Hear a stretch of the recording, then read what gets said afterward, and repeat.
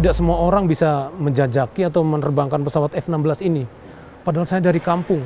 Saya waktu itu tidak bisa, nyupir mobil pun tidak bisa. Saya belajar nyupir itu setelah saya sudah mahir terbang F-16.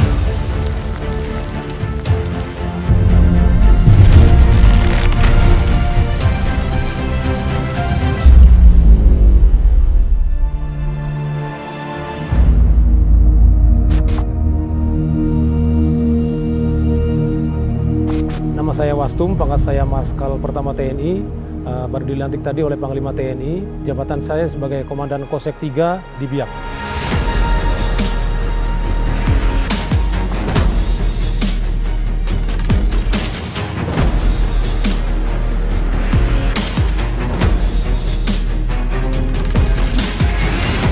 Saya sebenarnya dari cita-citanya dari kecil memang pengen jadi tentara, Pak. Cuma memang tidak tahu mau jadi tentara apa. Tapi tentara itu bagi saya, bagi orang-orang kampung, memang saya hidup di kampung, Pak. Sehingga sosok tentara itu adalah sosok idaman. Kita tidak tahu akan menjadi tentara apa, tapi yang ada di kampung kami kan Angkatan Darat. Saya dulu lihat di kampung saya itu hanya Babinsa, Mbak. Dan Ramil itu saya lihat kalau 17 Agustus saja, dia berdiri di sampingnya Pak Camat. Kalau upacara itu, saya dengan gegap gempita pakai baju pramuka kan, mengibarkan bendera itu, hanya lihat itu tentara itu, sehingga kami cita-cita pengen sekali menjadi tentara itu. Namun jalannya kami memang melalui SMA Taruna Nusantara waktu itu, ya sehingga kami mengenalnya semua angkatan itu di SMA Taruna Nusantara itu. Baru kami melihat, oh ternyata ada angkatan darat, ada angkatan laut, dan ada angkatan udara. Pertama saya memilih menjadi angkatan darat. Tapi ternyata dari hasil psikotes saya cocok menjadi angkatan udara. Sehingga saya dimasukkan menjadi angkatan udara. Bagi saya, masuk kemanapun sama. Karena cita-cita saya jadi tentara gitu.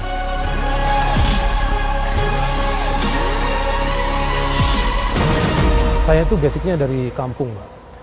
Tangan saya itu waktu daftar itu kapalan. Saya dari desa Ujung Gebang, Kecamatan Susukan, Kabupaten Cirebon.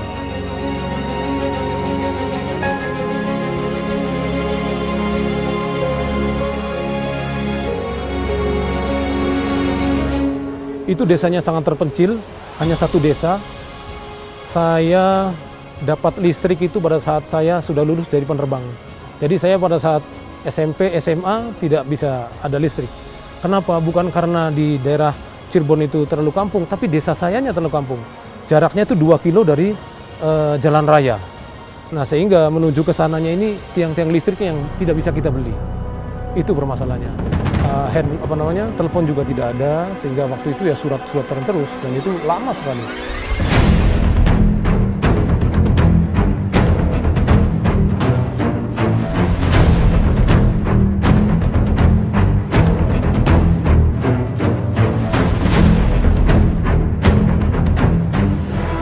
Saya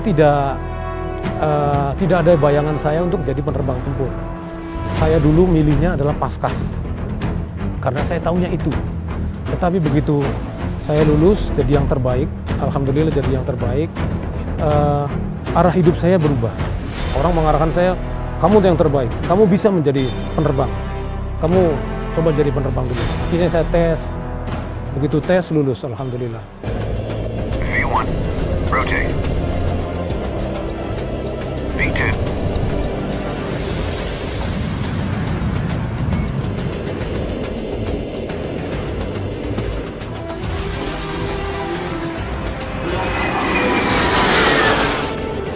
Elang-elang muda Angkatan Udara mengucapkan terima kasih kepada Bapak Presiden dan Dirgahayu Republik Indonesia.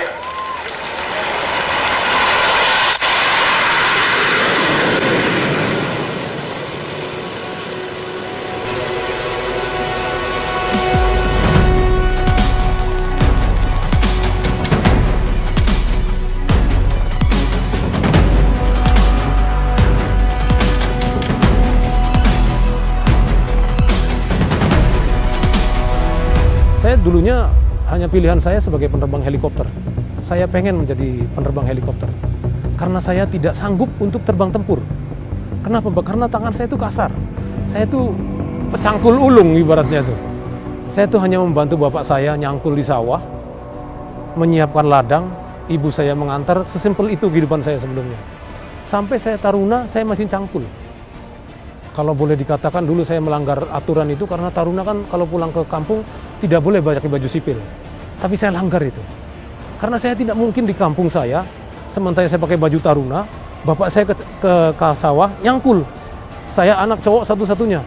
Saya lepaskan semua atribut itu. Saya menggunakan training walaupun saya tidak melanggar betul karena saya memang pasti pakai training. Tapi saya nyangkul dengan bapak saya. Menyiapkan untuk ditanami padi.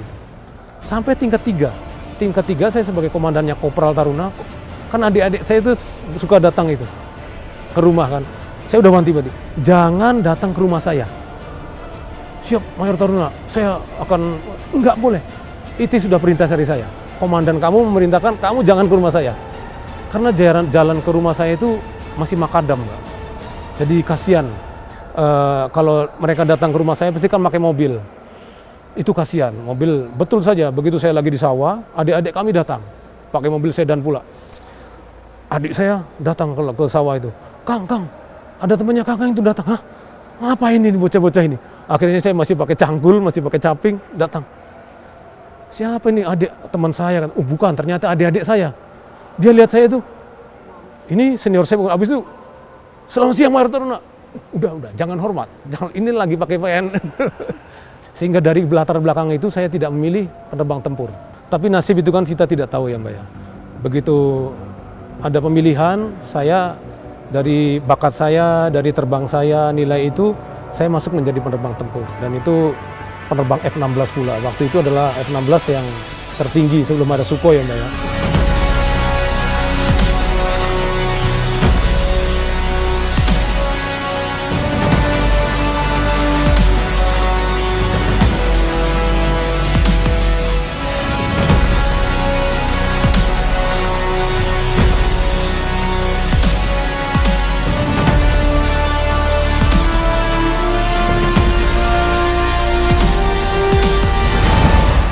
Tidak semua orang bisa menjajaki atau menerbangkan pesawat F-16 ini.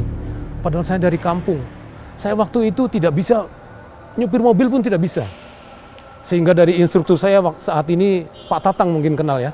Pak Tatang Harliansah, Komandan Kodik AU yang lama. Kan beliau sekarang sudah pensiun. Wastum, setelah terbang, Wastum kamu yang nyupir ya. Izin Sir, panggilnya Sir kan, Sir itu. Instruktur kalau Sir.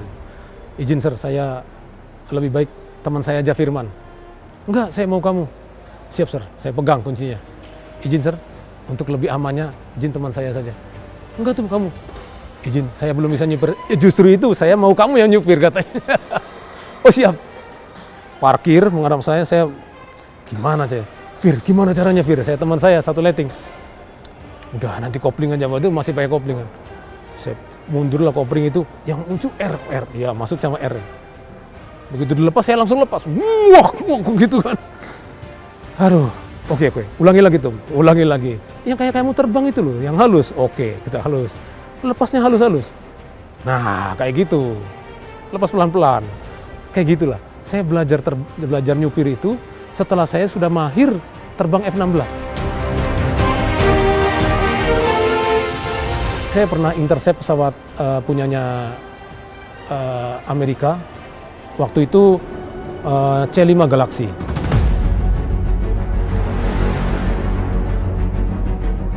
C5 Galaxy mereka dari Kadena Air Force Base menuju ke Diego Garcia yang ada di Samudra Hindia itu. Mereka tadinya harusnya rutenya lewat Laut Cina Selatan, tapi karena di sana ada badai, dia masuk melalui Alki 2. Nah, masuk Alki 2 ini kan kita harus intercept kalau misalnya dia tidak ada woro-woro gitu. Dan itu kita melaksanakan intercept itu setelah kita pulang kantor. Kita pulang kantor, kemudian dari Kosek 2 di Makassar ada Lhasa X masuk ke wilayah kita. F-16 persiapan. Oke, kita persiapan, 2 pesawat terbang.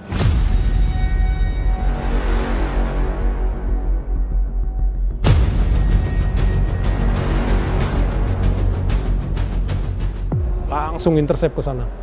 Speed optimum kita udah poin 9,8 full mau masuk Mach number itu sampai ketinggian 36.000 kaki.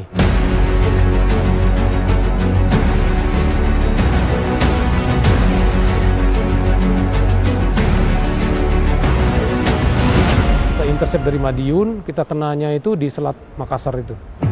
Kita komunikasi dengan dia, dan yang amazing saya, pilotnya cewek pilotnya, Mbak. Iya, itu pesawat segitu besarnya, C5 Galaxy kan gede banget pesawatnya. Jadi itu pilotnya cewek. Dengan sopannya dia, saya masuk ke sini karena gini, oke, akhirnya kita laporkan ke komando atas, oke. Bayang-bayangi dia, jangan masuk ke main island. Jangan masuk ke Jawa, crossing ke Jawa, karena dia dari Selat Makassar itu, kalau misalnya mau ke Diego Garcia, paling enak lewat Jakarta itu langsung ke sana. Nah, kita kan nggak boleh. Kita bayangi dia sampai ke atas, lewat Selat Malaka, baru turun lagi dia. Itu jauh. Itu jauh. Tapi memang rutenya harusnya lewat sana, karena dia harusnya lewat lewat Laut Cina Selatan. Itu yang mendebarkan lah, karena kan kita terkait dengan negara lain ya. Ya, dan itu salah satu tugas kita.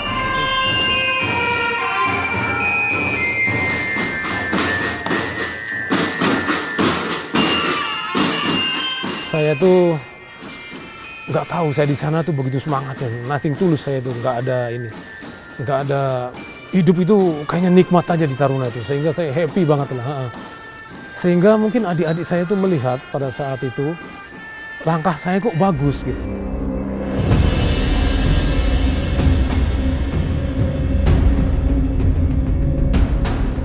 Langkah Wastum itu merupakan langkah yang melegenda di kalangan kami, Pak ya, para Taruna Akademi Angkatan Udara, khususnya di era 94 sampai dengan 97 gitu, Pak. Karena pada saat itu profil Sersan Taruna Wastum ini dijadikan contoh oleh para senior sebagai taruna yang mempunyai sikap yang tough gitu kan.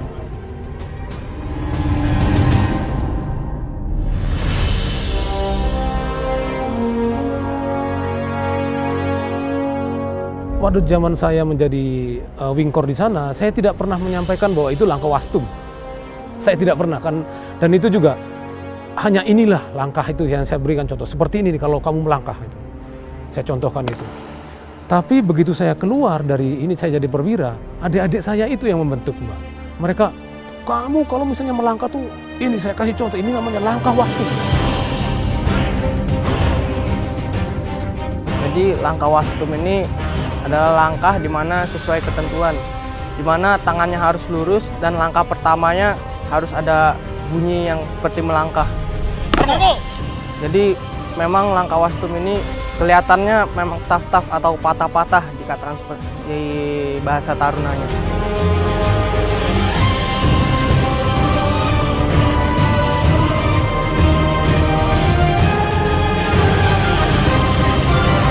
Awalnya waktu ngelihat pertama kali dicontohin langkah Wastum, kayak Taruna banget ya Mbak, kayak tough, menunjukkan sekali sikap seorang Taruna, calon tentara, dengan sikap langkah yang serempak.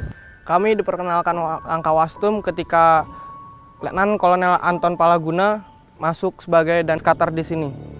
Ketika beliau menjabat komandan kami, beliau memperkenalkan langkah Wastum. Mereka tidak tahu Wastum itu siapa gitu. Sampai pada suatu saat, ada adik saya, Leting 2000, datang ke Skadron 3, F-16 ke tempat saya. Namanya Anton Palaguna. Dia komandan Wingkor Taruna. Dia juga yang menggembor-gemborkan, inilah langkah Wastum itu. Sampai dia lihat saya tuh, sampai lihat namanya itu. Ini benar namanya Wastum ya? Bang, mohon maaf Bang. Kenapa Ton? Kamu kok kayak lihat hantu lihat saya? Izin Bang, kalau bener, Abang bener namanya Wastum? Bener? Emang kenapa Ton? Izin, kalau begitu saya sudah salah Bang. Kenapa Ton? Saya sudah menyampaikan ke adik-adik saya itu langkah Wastum. Sekarang juga saya rubah Bang, langkah Bang Wastum katanya. Karena dia menghargai saya sebagai abangnya gitu. Saya kira langkah Wastum itu apa gitu Bang. Ternyata Wastum itu nama orang gitu katanya. Saya tidak membuat langkah itu, tapi adik-adik saya yang membuat itu jadi melegenda di Taruna Akademi Angkatan Udara. Maju! Jalan! Bertempur!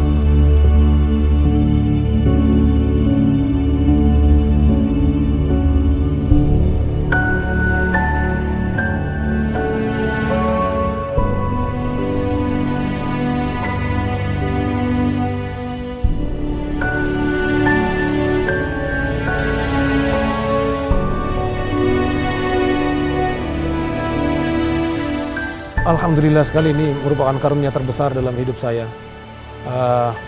Karena terbesar sebelumnya itu saya lulus menjadi yang terbaik di AAU dan saya membawa kedua orang tua saya istana dan berjumpa dengan Pak Harto, itu karunia terbesar waktu itu.